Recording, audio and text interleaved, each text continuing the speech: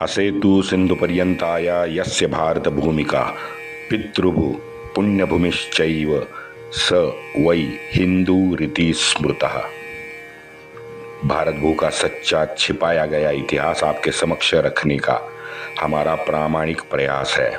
हमारे इन कोशिशों को लाइक सब्सक्राइब करके आप हमें सहयोग करने की कृपा करें। बेल बटन जरूर दबाएं। आज तक हमने इतिहास में ईसा पूर्व 326 से 1857 का कुछ अनदेखा अनसुना जो इतिहास है वो उजागर करने की कोशिश की है। इससे आगे निजाम, मराठा और राजपूतों का इतिहास शेष है। कृपया सहयोग करें, वरना YouTube से ये हमारा इतिहास भी ओझल होने की आशंका है। वंदे मातरम। जय श्री राम।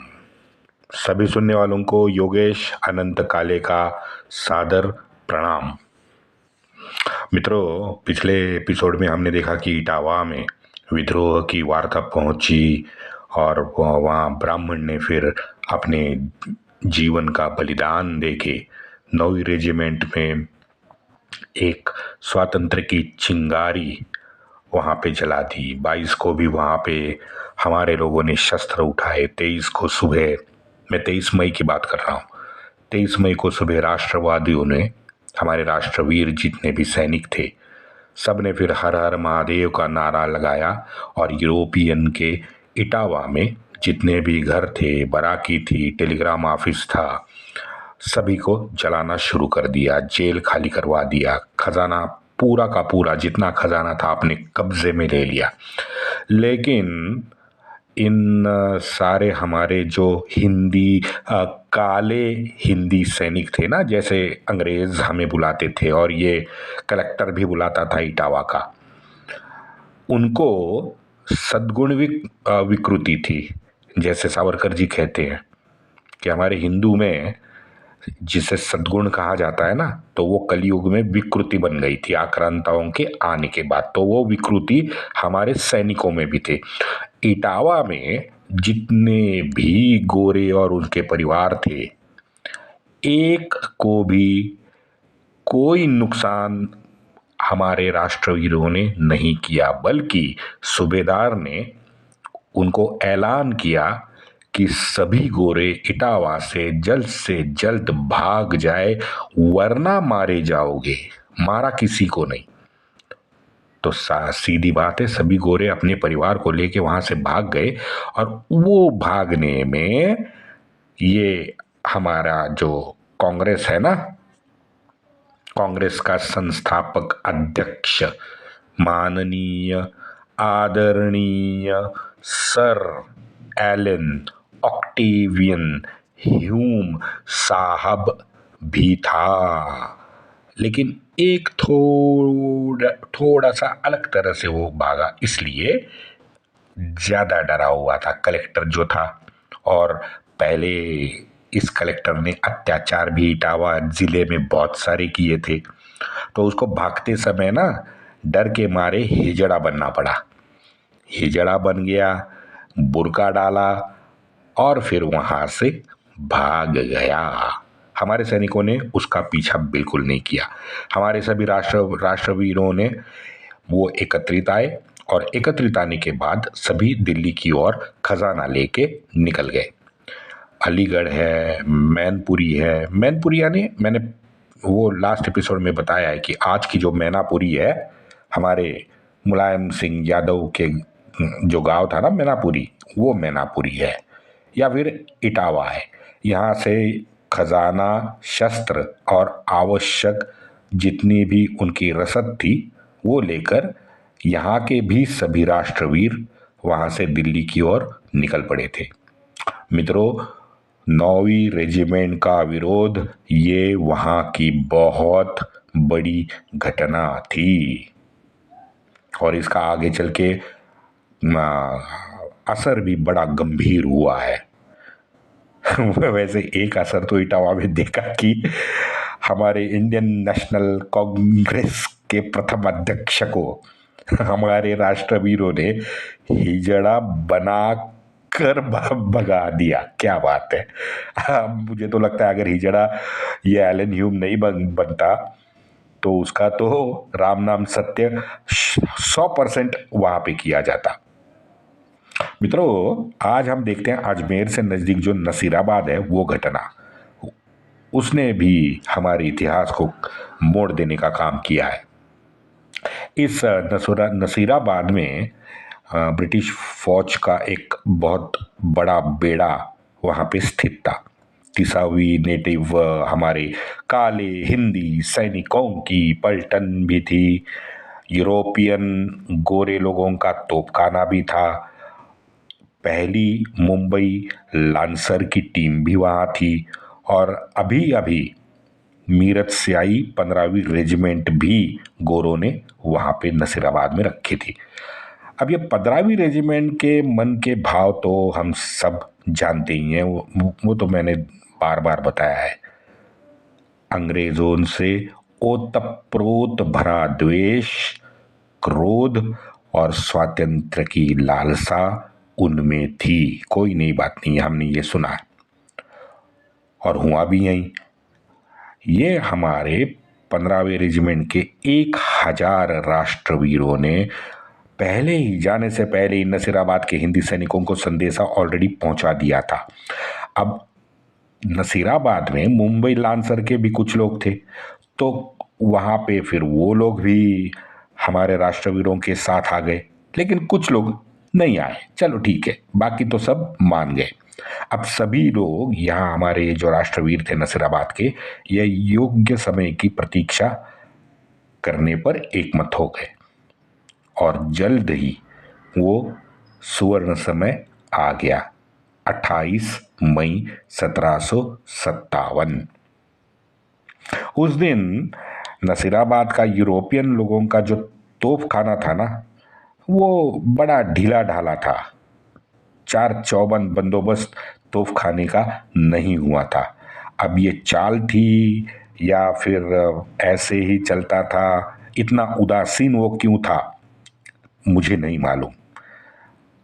मुझे तो ऐसा भी लगता है कि कुछ गुप्त योजना रही होगी, उसके तहत जानबूझ के हमारे सैनिकों ने ये ढीला ढाला रखा होगा, क्योंकि तोपखाने में जितने भी तैनात थे वो गोरे थे, लेकिन उनको सर्विस देने वाले या फिर वो जो बेस था, वो बेस के बाकी के काम करने वाले तो हमारे हिंदी काले सैनिक ही थे ना।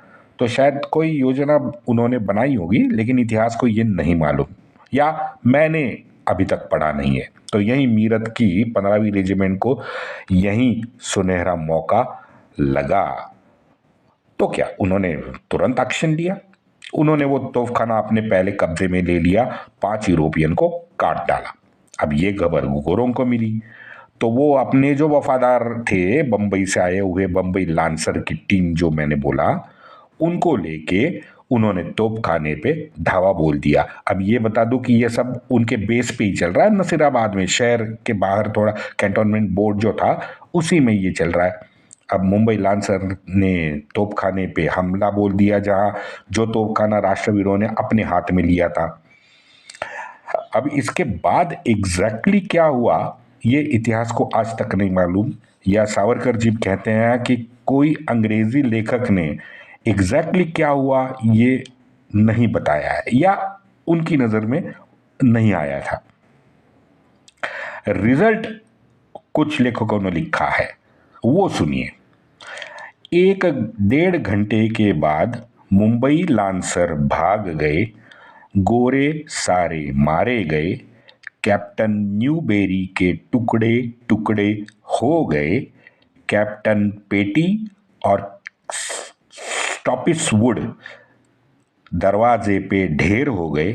ये देख के मात्र कुछ घंटे में सारे बचे हुए अंग्रेज अपने परिवार समेत वहां से भाग गए।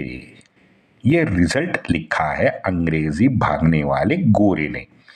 अब उसके बाद राष्ट्रवीरों ने शस्त्रागार खजाना अपने हाथ में लिया। 3000 के आसपास संख्या में ये सब एक साथ एकत्रित आ गए ग्राउंड पे।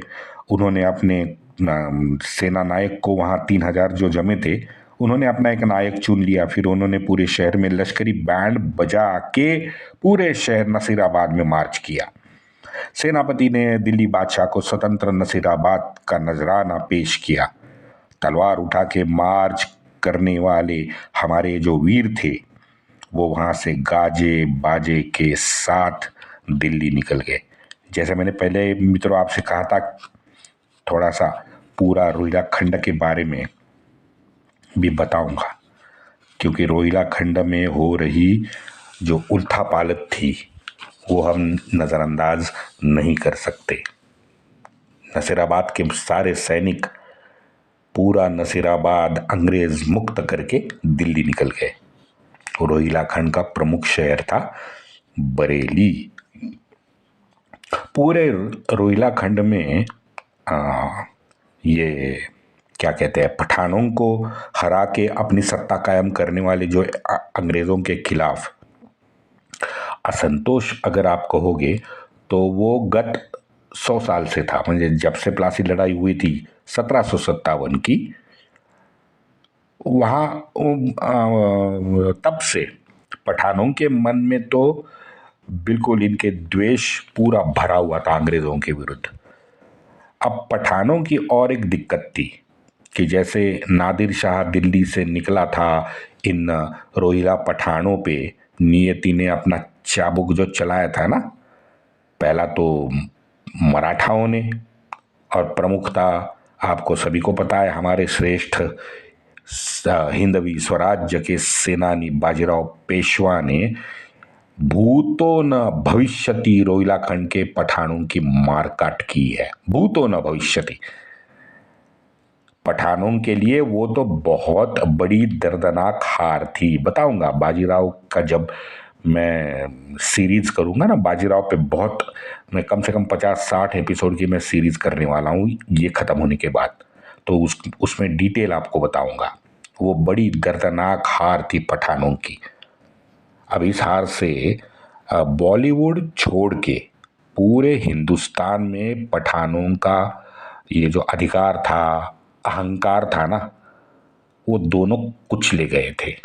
आज भी कुचले हैं, बस बॉलीवुड छोड़ के पठानों को कोई नहीं पूछता। वो काबुली वाला, वो जंजीर वाला पठान, वो पता है ना आपने।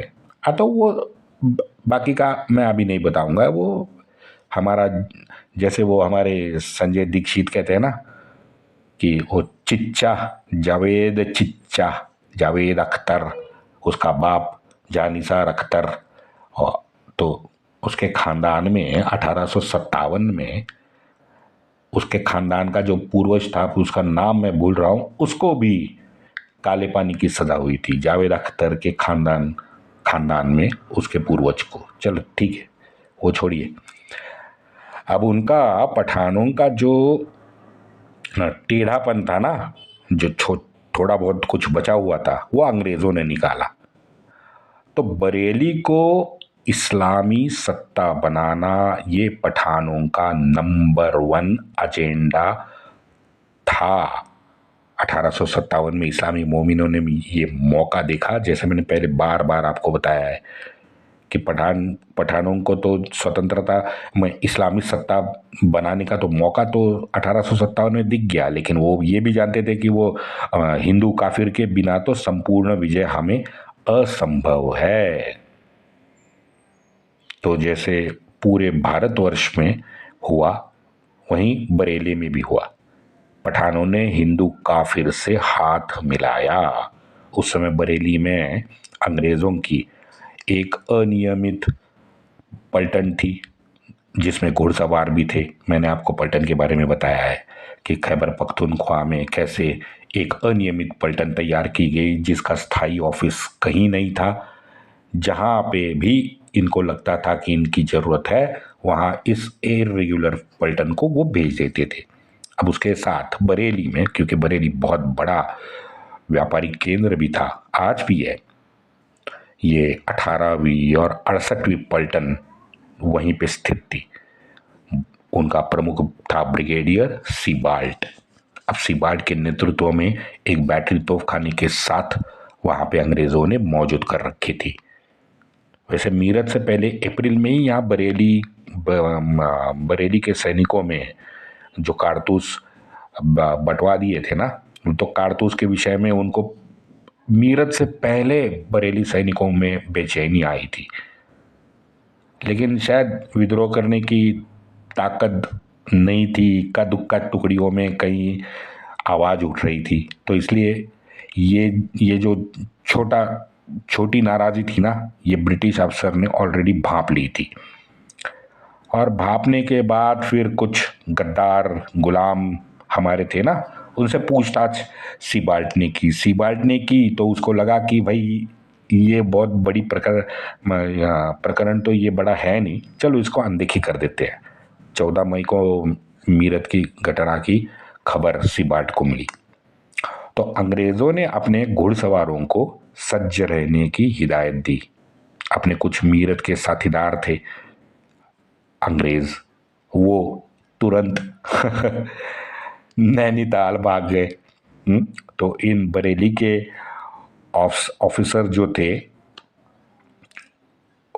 वो बीच में ही रात को चौक जाते थे। ऐसे 2 अफसरों ने लिखा है कि कहीं उनका पीछा तो नहीं हो रहा है, और अगर कोई पीछा कर रहा है तो उसको कैसे रोके, तो वो योजना मन ही मन में रात को बनाते थे। ऐसे 2 अफसरों ने लिखा है। तो इसका सीधा मतलब है डर तो बहुत ज्यादा था। दुर्दैवी अंग्रेज। अरे बाबा, तू जिनको बता रहा है ना, वो सारे घुड़सवार भी हिंदी काले सैनिक ही थे। ये इसको अब पता नहीं इनको क्यों नहीं मालूम। जिस इर्रेगुलर घुड़सवार पलटन को इन्होंने तैनात किया था, वो घुड़सवार भी तो हिंदी काले सैनिक ही थे। अब सिबाल्ट ने 15 मई को बरेली में परेड का आयोजन किया। अब इस परेड में अंग्रेजों ने अपने सारे जितने भी हिंदी सैनिक थे उनको सिबाल्ट ने आश्वासन दे डाला कि ये नवीनतम जो चर्बी वाले कारतूस आए हैं ना, उसे भाई मैं रद्द करूंगा, और अगर डिपो में मुझे कोई भी दिखा देगा तो मैं स्वयं को जला दूंगा। ऐलान कर दिया सिबाल्ट कि भाई विश्वास पैदा हो, ये इसके पीछे की मंशा थी सिबाल्ट की।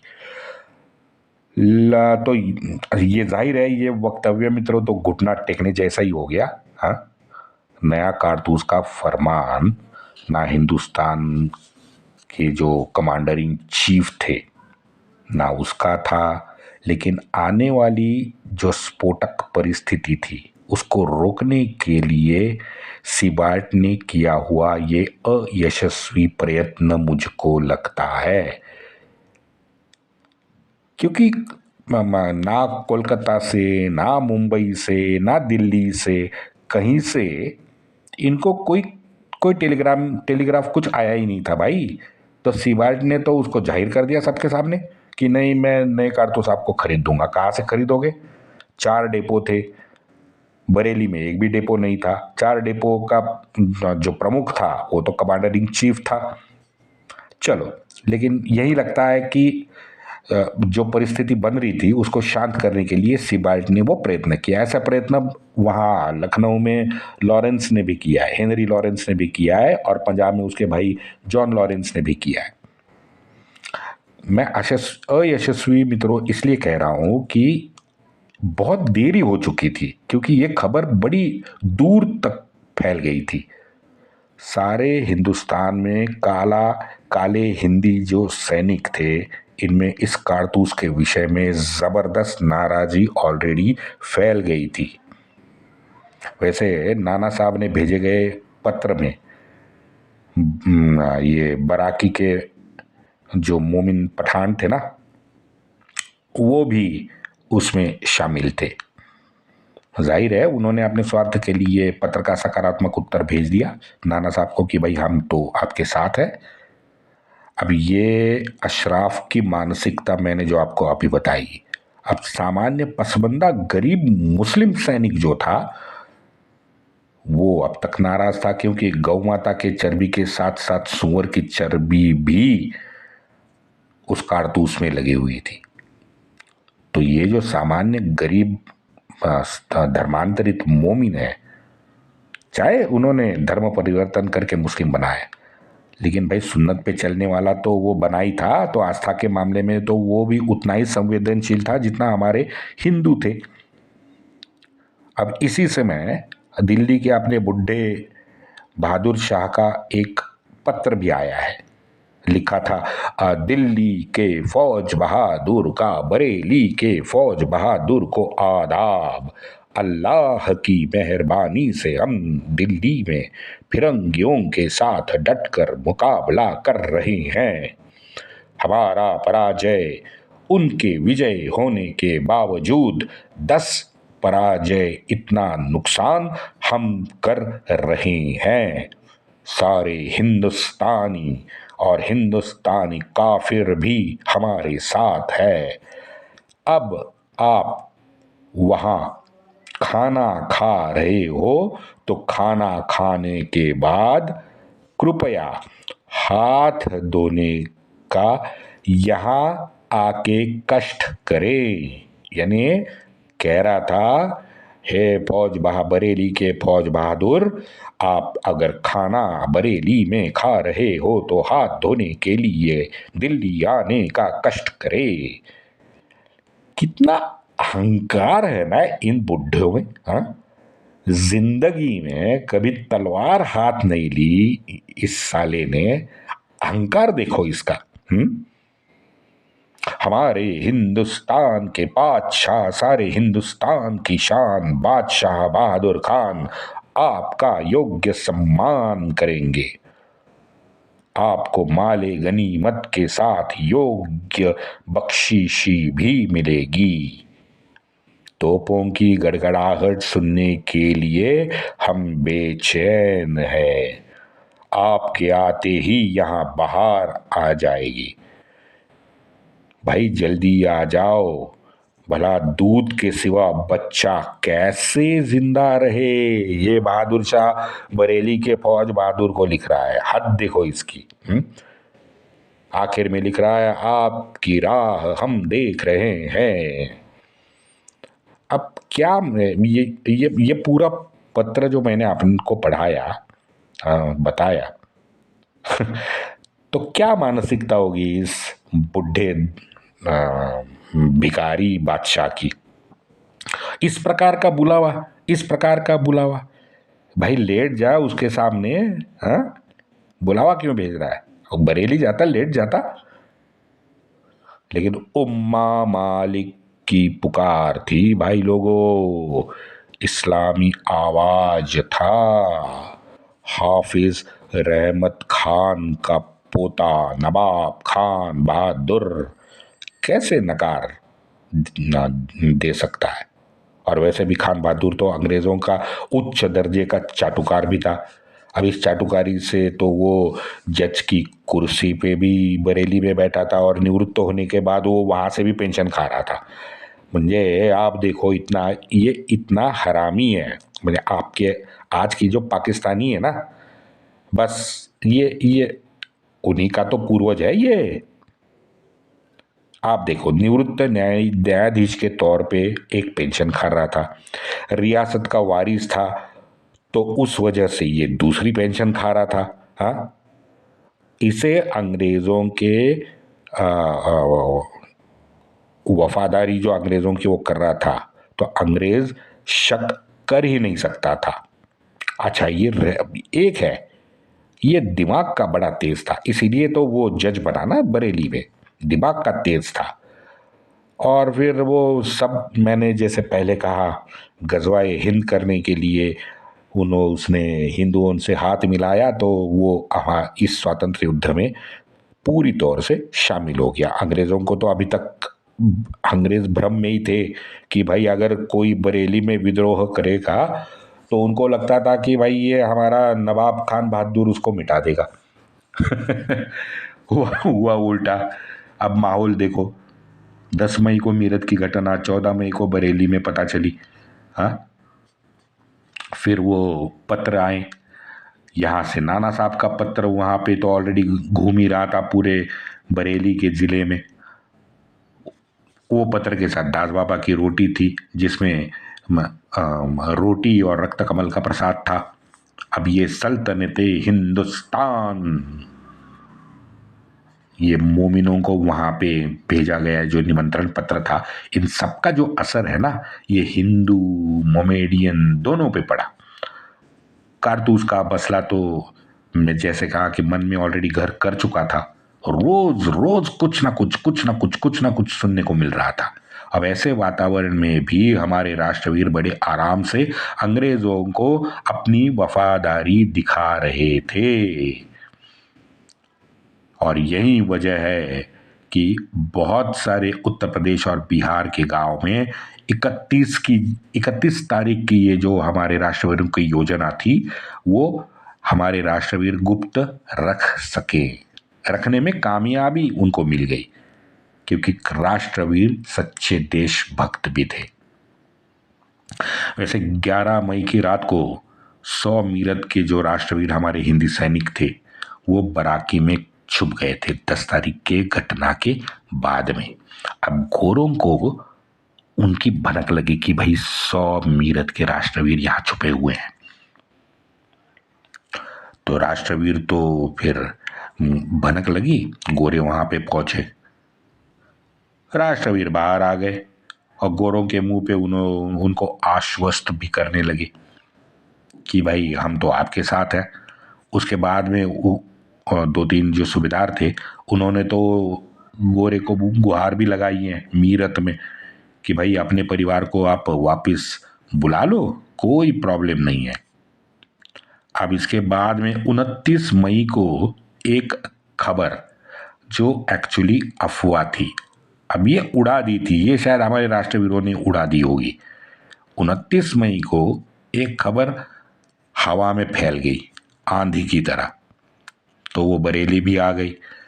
अफवाह ये थी कि स्नान को नदी पे जाने वाले जितने भी अंग्रेजी अफसर हैं, उन सभी की हत्या करने का संकल्प हमारे राष्ट्रवीर सैनिकों ने उठा लिया है।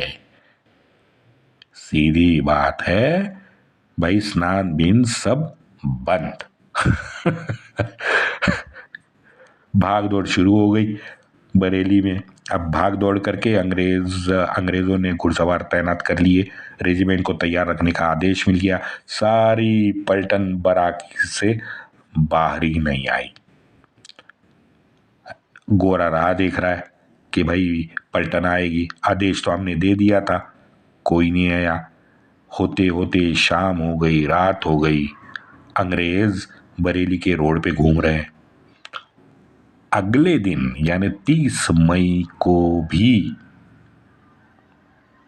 पूरा गोरा बरेली के रोड पे घूम रहा था, डर के मारे कि कहां छुपूं। लेकिन जैसे मैंने कहा, 29 की जो खबर थी, ये पूरी की पूरी अफवाह थी। 2 दिन, पूरे 2 दिन अंग्रेजों ने जाग के निकाले बरेली में, लेकिन अंग्रेजों को आखिर तक इसमें ये अफवाह है, ये भनक नहीं लगी। मित्रों, कल तारीख थी ये 29 हो गई, 30 हो गई, अब कल है 31, जिसका बेसब्री से राह पूरा भारतवर्ष देख रहा था, लाखों की संख्या में। 31 मई की सुबह हो गई। कल बताता हूं। वंदे मातरम।